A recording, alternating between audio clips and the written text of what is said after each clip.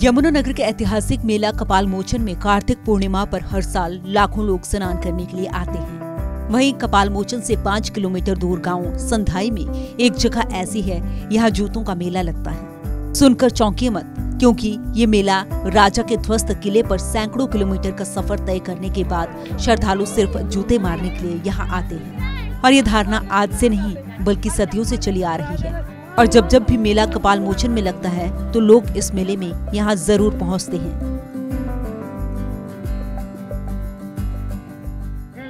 ਵਿਆਹ ਹੁੰਦੀ ਸ਼ਾਦੀ ਹੁੰਦੀ ਕੁੜੀ ਨੂੰ ਇੱਕ ਰਾਤ ਰੱਖਦਾ ਸੀ ਪਹਿਲਾਂ। ਦੋ ਬੰਦੇ ਸੀ ਉਹ ਛੱਡ ਕੇ ਜਾਂਦੇ ਮਤਲਬ ਮੇਰੀ ਡਰਦੇ।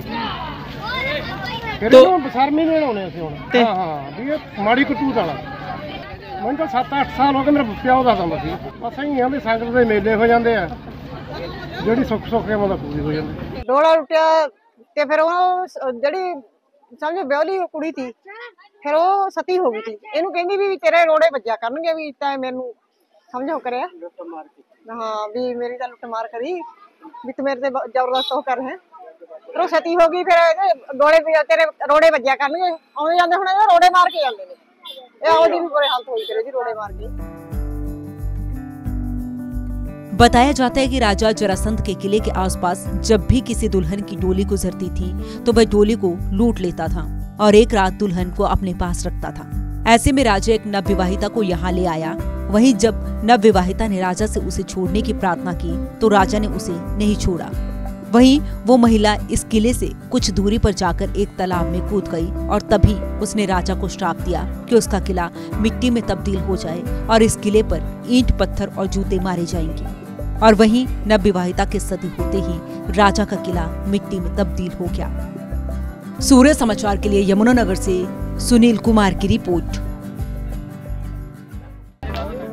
यमुनानगर के ऐतिहासिक मेला कपाल मोचन में कार्तिक पूर्णिमा पर हर साल लाखों लोग स्नान करने के लिए आते हैं। वहीं कपाल मोचन से 5 किलोमीटर दूर गांव संधाई में एक जगह ऐसी है, यहाँ जूतों का मेला लगता है। सुनकर चौंकिए मत, क्योंकि ये मेला राजा के ध्वस्त किले पर सैकड़ों किलोमीटर का सफर तय करने के बाद श्रद्धालु सिर्फ जूते मारने के लिए यहाँ आते हैं। और ये धारणा आज से नहीं बल्कि सदियों से चली आ रही है। और जब जब भी मेला कपाल मोचन में लगता है तो लोग इस मेले में यहाँ जरूर पहुँचते हैं।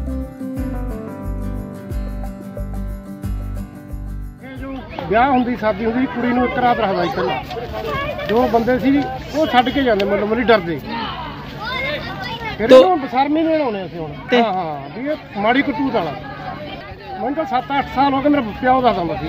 ਬਸ ਐਂ ਆਂਦੇ ਸੰਗਤ ਦੇ ਮੇਲੇ ਹੋ ਜਾਂਦੇ ਆ, ਜਿਹੜੀ ਸੁੱਖ ਸੁੱਖ ਕੇ ਮਤਲਬ ਪੂਰੀ ਹੋ ਜਾਂਦੀ। ਡੋਲਾ ਲੁੱਟਿਆ ਤੇ ਫਿਰ ਉਹ ਜਿਹੜੀ ਸਮਝੋ ਵਿਆਹਲੀ ਕੁੜੀ ਸੀ, ਫਿਰ ਉਹ ਸਤੀ ਹੋ ਗਈ ਸੀ। ਇਹਨੂੰ ਕਹਿੰਦੀ ਵੀ ਤੇਰੇ ਰੋੜੇ ਵੱਜਿਆ ਕਰਨਗੇ, ਵੀ ਤਾਂ ਮੈਨੂੰ ਸਮਝੋ ਕਰਿਆ हाँ भी मेरी तो लुट मार करी भी तू मेरे से जबरदस्त होकर है।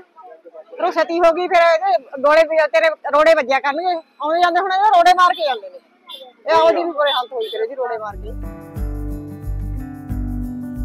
बताया जाता है कि राजा जरासंध के किले के आसपास जब भी किसी दुल्हन की डोली गुजरती थी तो वह डोली को लूट लेता था और एक रात दुल्हन को अपने पास रखता था। ऐसे में राजा एक नवविवाहिता को यहाँ ले आया। वहीं जब नवविवाहिता ने राजा से उसे छोड़ने की प्रार्थना की तो राजा ने उसे नहीं छोड़ा।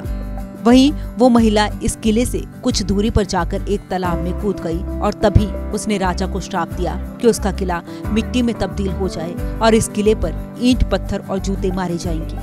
और वहीं नवविवाहिता के सती होते ही राजा का किला मिट्टी में तब्दील हो गया। सूर्य समाचार के लिए यमुनानगर से सुनील कुमार की रिपोर्ट।